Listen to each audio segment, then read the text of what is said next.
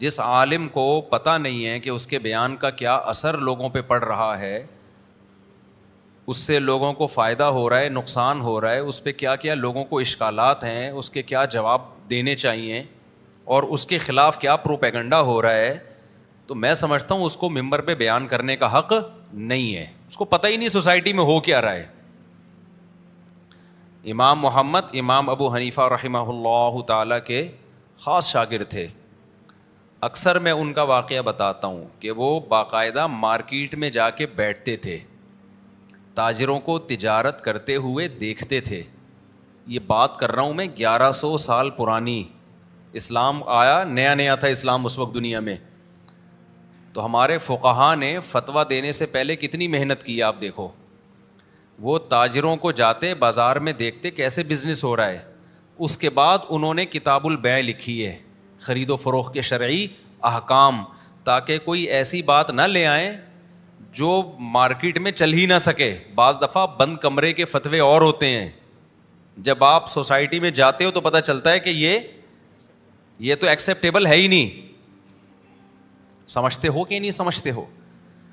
اکثر علماء ہم نے دیکھے ہیں بیان کرتے ہیں رشوت لینے والا بھی جہنمی، دینے والا بھی جہنمی، لینے والا بھی جہنمی، دینے والا بھی جہنمی. ہم تو بچپن سے سنتے آ رہے ہیں لینے والا بھی جہنمی، دینے والا بھی جہنمی. اب یہ وہ علماء ہیں جن کا کسٹم میں کوئی بزنس ہے ہی نہیں. سمجھ رہے ہیں نا؟ انہوں نے باہر سے کوئی کنٹینر منگوانا ہی نہیں ہے. اب جس عالم کے پاس، مفتی کے پاس صبح و شام تاجر آئیں گے، مسائل پوچھیں گے، اس کا لوگوں سے لنک ہے. ان مفتی کے پاس جب مسئلہ آئے گا کہ جی چاول کا پورا کنٹینر منگوا لیا میں نے حضرت، پیسے بھی دے دیے ہیں، کسٹم آفیسر پیسے لیے بغیر چھوڑ ہی نہیں رہا، تو کیا میں رشوت نہیں دوں؟ نہیں دو کا مطلب پتہ ہے کیا ہے؟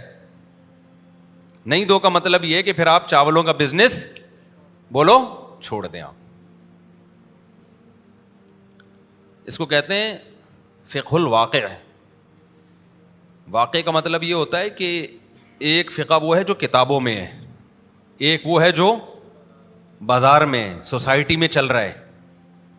تو کتاب اور سوسائٹی کو جب تک آپس میں میچ نہیں کریں گے نا، تو اس وقت تک مفتی کو مسائل بتانے کا حق ہے نہیں، بلکہ وہ مفتی بنتا نہیں ہے.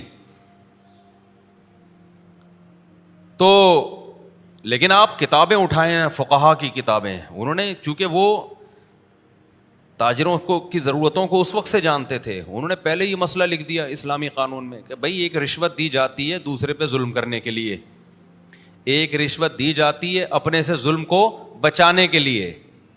لینا ہر صورت میں حرام ہے، رشوت دینا اس صورت میں حرام ہے جب آپ دے رہے ہو ظلم کرنے کے لیے. یہاں جو اپنا کنٹینر کوئی چھڑا رہا ہے ظلم کرنے کے لیے نہیں بلکہ ظلم سے بچنے کے لیے، کہ ہر ایک کو حق ہے تجارت کا، آپ اس میں رکاوٹ کیوں ڈال رہے ہو بھائی؟